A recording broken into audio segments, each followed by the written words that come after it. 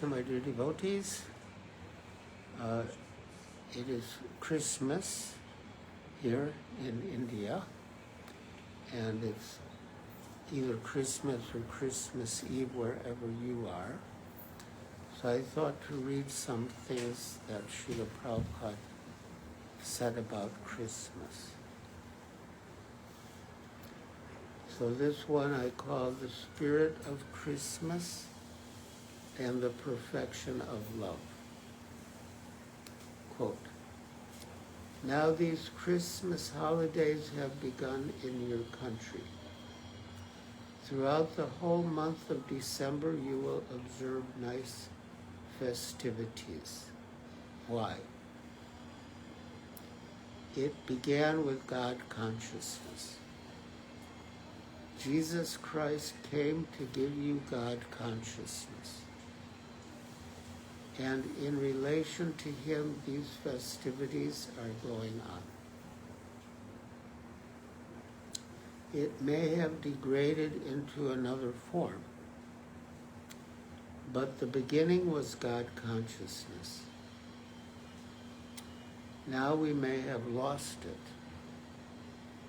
but people cannot be happy without reviving God consciousness.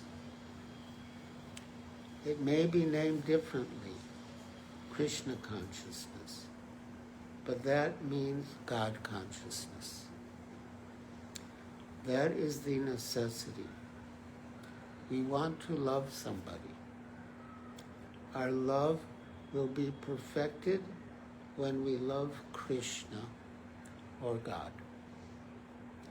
We are teaching that. Try to love God. And if you love God, if you love Krishna, then automatically you will love everybody. That is the perfection of love. That was a talk by Srila Prabhupada on December 2nd, 1968 in Los Angeles, which we adapted.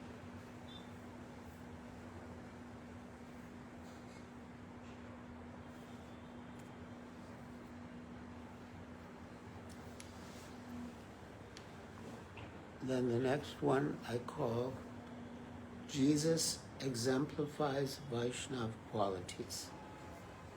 Quote, who is a saint?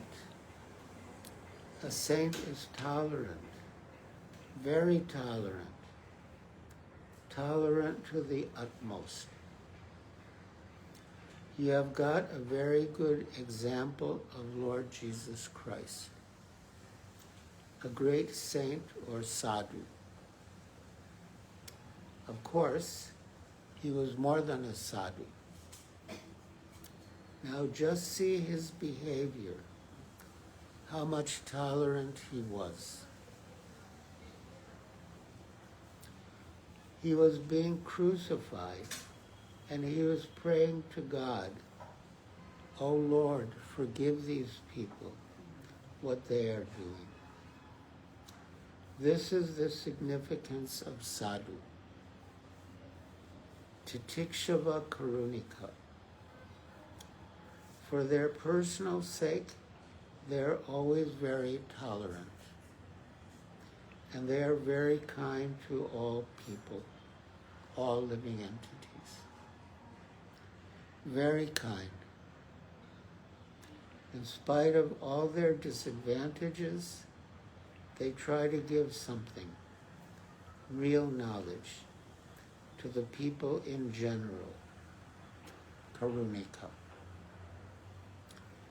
This was Srila Prabhupada's talk on Bhagavad Gita 4.628, July 15th, 1966, New York.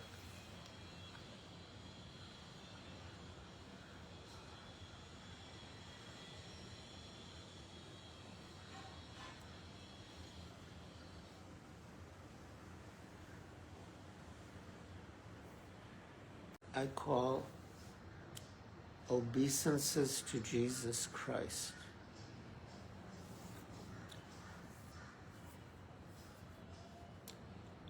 This is from Srila Prabhupada. A Vaishnava, a pure devotee of the Lord, is unhappy to see the sufferings of others. Therefore, Lord Jesus Christ agreed to be crucified, to free others from their suffering. But his followers are so unfaithful that they have decided, let Christ suffer for us and we'll go on committing sin. They love Christ, but they think, my dear Christ, we are very weak. We cannot give up our sinful activities. So you please suffer for us. Srimad Bhagavatam states that any bona fide preacher of God consciousness must have the qualities of titikshava, tolerance, and karunika, compassion. We find both these qualities in the character of Lord Jesus Christ. He was so tolerant that even while he was being crucified, he did not condemn anyone. And he was so compassionate that he prayed to God to forgive the very persons who were trying to kill him. Of course, they could not actually kill him, but they were thinking that he could be killed. So they were committing a great offense. As Christ was being crucified, he prayed, Father, forgive them. They know not what they are doing. A preacher of God consciousness is a friend to all living beings. Lord Jesus Christ exemplified this by teaching, thou shalt not kill. But most Christians misinterpret this instruction. They think that animals have no soul, and therefore they think they can freely kill billions of innocent animals in the slaughterhouses. They decide, let us kill anyway, and open big scientific slaughterhouses. They think if there is any sin, Christ will suffer for us. This is a most abominable conclusion. Christ can take the sufferings for the previous sins of his devotees. But first they have to be sane. Why should I put Jesus Christ into suffering for my sins? Let me stop my sinful activities.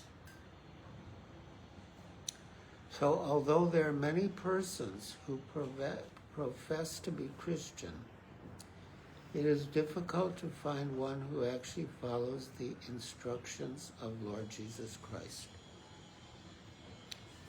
Suppose a man, the favorite son of his father, commits a murder and then thinks, if there's any punishment coming, my father can suffer for me. Will the law allow it? And the murderer is arrested and says, no, you can release me and arrest my father. I am his pet son. Will the police officials comply with that fool's request? He committed the murder, but he thinks that his father should suffer the punishment. Is that a sane proposal? No. You have committed the murder. You must be hanged. Similarly, when you commit sinful activities, you, not Jesus Christ, will suffer. This is God's law. Jesus Christ was a great personality, the Son of God, the representative of God. He had no fault. Still, he was crucified. He wanted to deliver God consciousness, but in return they crucified him. They were so thankless, they could not appreciate his preaching or who he was. But we appreciate him and give him all honor as the representative of God.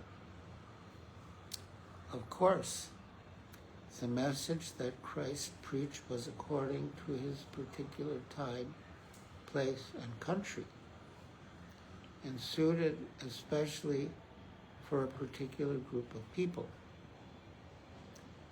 But he is the representative of God.